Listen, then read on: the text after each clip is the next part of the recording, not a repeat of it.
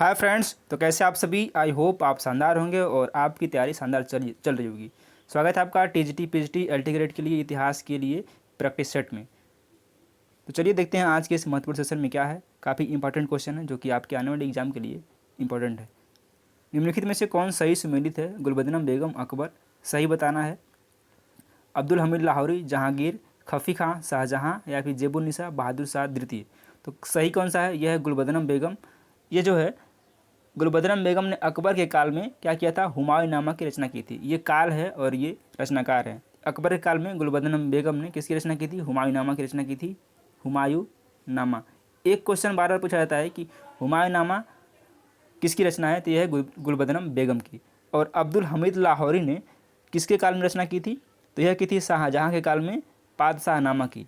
और खफी खां ने औरंगजेब के समय मुंतखब उल गुलाब की रचना की थी। ठीक है, अगला क्वेश्चन लेते हैं।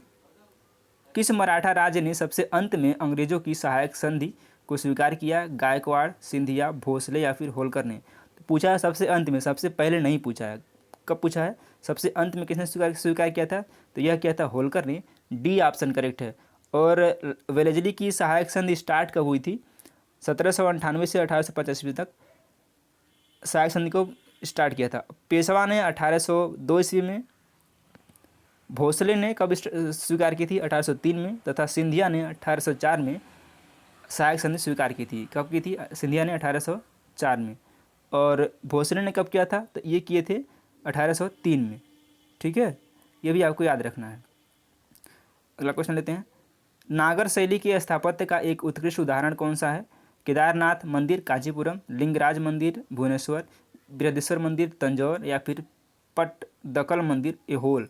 तो कौन सा उदाहरण है नागर शैली का? यह लिंगराज का मंदिर। ये कहाँ पे है? भुवनेश्वर में है। और भुवनेश्वर कहाँ पे है? आप कमेंट बॉक्स में कमेंट करेंगे। 1420 ईस्वी के लगभग विजयनगर पहुँचने वाला वेनिस का यात्री जो अपनी पत्नी के साथ यात्रा कर रहा था, कौन था? निकितन, इब्न बतूता, फरिश्ता या फिर निकोलो कॉन्टी? तो ये कौन था? ये था निकोलो कॉन्टी। बी ऑप्शन करेक्ट है।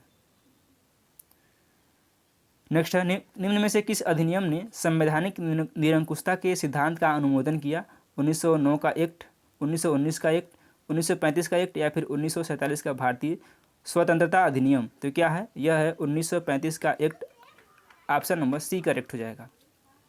नेक्स्ट क्वेश्चन है, दस्तक शब्द से तात्पर्य क्या है? निःशुल्क, पारपत्र अथवा शुल्क मुक्त व्यापार, उपद्रव, हुगली का समीपवर्ती बंदरगाह या फिर बाजार स्थल? तो दस्तक से मेरा अभिप्राय क्या था? कर मुक्त या फिर निःशुल्क जो पत्र था, जो व्यापार के लिए था, यही था Dastak. Option number A correct हो जाएगा। अगला क्वेश्चन लेते हैं। चलिए, आई होप आप इसको एंजॉय कर रहे होंगे और आपको प्रैक्टिस करने में काफ़ी मज़ा आ रहा होगा। रोज़ सुबह 10 बजे होती है टीजीटी पीजीटी और एलटी ग्रेड के लिए भूगोल की प्रैक्टिस सेट। तो आप उसको बिल्कुल मिस ना करें क्योंकि काफ़ी इंपॉर्टेंट क्लास होती है सुबह 10 बजे। 1857 के विद्रोह का अग्रदूत कौन नहीं था? सन्यासी विद्रोह, संथाल विद्रोह, उलगुलान या फिर अहोम विद्रोह? पूछा क्या है? नहीं था। नहीं था पूछा गया है। जब भी आप एग्ज़ाम देंगे तो उसमें नहीं है वाले क्वेश्चन में कई सारे सिली मिस्टेक होते हैं। सबसे पहले उस पर आप गोला बनाएंगे ताकि आप उसको सही करें, गलत नहीं करें। अब बात कर लेते हैं सन्यासी विद्रोह कब हुआ था। तो यह हुआ था 1763 से 1800 के बीच में। अहोम विद्रोह कब हुआ था? यह हुआ था 1828 से 33 के बीच में। और 1828 से 33 के बीच में। और संथाल विद्रोह कब हुआ था? यह हुआ था 1855-56 में। 1855-56 में हुआ था संथाल विद्रोह। और उलगुलान क्या था? उलगुलान का संबंध मुंडा विद्रोह से, जो 1895 से 1900 के बीच में हुआ था। इस विद्रोह का नायक कौन था? तो ये थे बिरसा मुंडा। ठीक है, सी ऑप्शन ही करेक्ट हो जाएगा।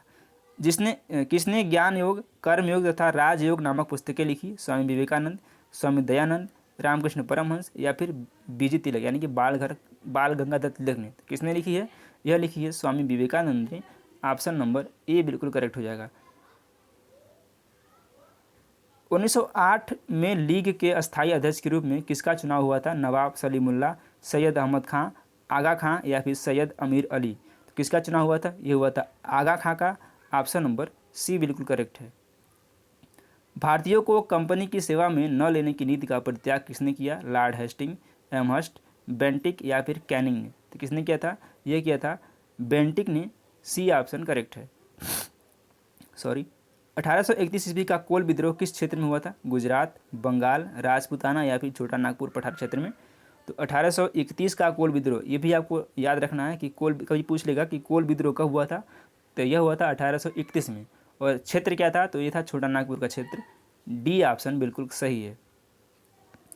1940 में अगस्त प्रस्ताव नाम प्रस्तुत करने वाले वायसराय कौन थे? वेवेल, लिनलिथगो, विलिंगटन या फिर इरविन। तो ये कौन थे? ये थे लिनलिथगो। ऑप्शन नंबर बी बिल्कुल सही है।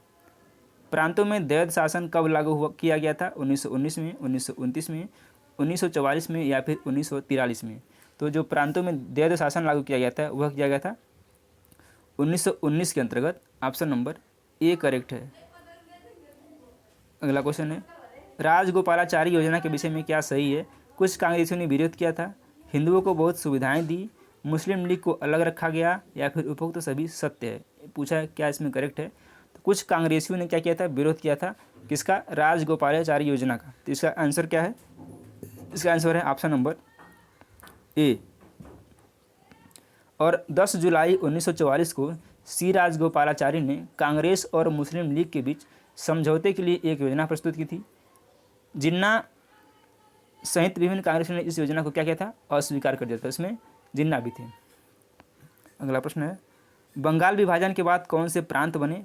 पूर्वी बंगाल, बंगाल उड़ीसा, उड़ीसा और बिहार या फिर सभी राज्य बने। तो क्या बने थे बंगाल विभाजन के बाद? उड़ीसा और बिहार बना था। सी ऑप्शन करेक्ट है। और आप कमेंट बॉक्स में कमेंट करेंगे बंगाल का विभाजन कब हुआ था? 1905 में हुआ था। और किसके काल में हुआ था ये आपको कमेंट बॉक्स में कमेंट करना है। ऑप्शन ले लीजिए, करजन और लिनलिथगो, विलिंगटन। आपको बताना है किसके काल में हुआ था बंगाल का विभाजन। क्रिस मिशन का परिणाम क्या निकला? कांग्रेस ने विरोध किया, लीग ने समर्थन किया, गांधी जी ने स्वागत किया या फिर सभी गलत हैं। तो क्रिस मिशन का क्या परिणाम निकला? कांग्रेस ने इसका विरोध किया था। अब बात करते हैं क्रिस मिशन आया कब था? तो यह आया था मार्च 1942 में। मार्च 1942 में क्रिस मिशन आया था। अगला क्वेश्चन है, कौन समाजवादी पार्टी से संबंधित था? मालवीय, गोखले, तिलक या फिर भगत सिंह। तो नाम क्या है? समाजवादी पार्टी संबंधित कौन थे? Bhagat Singh. Option number D correct हो जाएगा। ठीक है, क्योंकि ये समाजवादी विचारधारा से प्रभावित थे। चलिए अगला क्वेश्चन है, भारत में उत्तरदायी शासन का सूत्रपात किस एक्ट में हुआ था? 1861, 1892, 1909 या फिर 1919। पूछा क्या गया है? भारत में उत्तरदायी शासन का सूत्रपात किस एक्ट से हुआ था? तो इस एक्ट का नाम है 1919 का भारत सरकार अधिनियम। ऑप्शन नंबर डी करेक्ट हो जाएगा। गोद निषेध नीति के अंतर्गत भारतीय राज्यों का वर्गीकरण कितनी श्रेणियों में किया गया था? 2, 3, 4 या फिर 5। कितनी श्रेणियाँ थी? 3 श्रेणियाँ थी। बी ऑप्शन इसका बिल्कुल करेक्ट आंसर है। और डलहौजी की जो गोद निषेध नीति के अंतर्गत कौन कौन से वे राज्य जिनके निर्माण में अंग्रेजी सरकार का प्रत्यक्ष या अप्रत्यक्ष योगदान था? इन राज्यों में गोद प्रथा पूर्णतः पाबंदी थी। ये पहला था। अस्थायी बंदोबस्त किस वर्ष में लागू किया गया था? 1790, 1793, 1799 या फिर 1858। तो अस्थायी बंदोबस्त लागू किया गया था 1793 में। ऑप्शन नंबर बी करेक्ट है। अगला क्वेश्चन, कौन सी मुख्य घटना को लेकर द्वितीय अफगान युद्ध घोषित किया गया था? रूसी राजदूत का स्वागत, अंग्रेजों द्वारा क्वेटा का अधिकार, अंग्रेजी राजदूत का प्रवेश से रोकना या फिर इनमें से कोई नहीं। तो क्या था? अंग्रेजी राजदूत को प्रवेश से रोकना। ऑप्शन नंबर सी करेक्ट है। तो चलिए हम उम्मीद करते हैं कि आपको यह सेशन पसंद आएगा। सेशन पसंद आए तो वीडियो को लाइक जरूर करें और चैनल को सब्सक्राइब करें। धन्यवाद।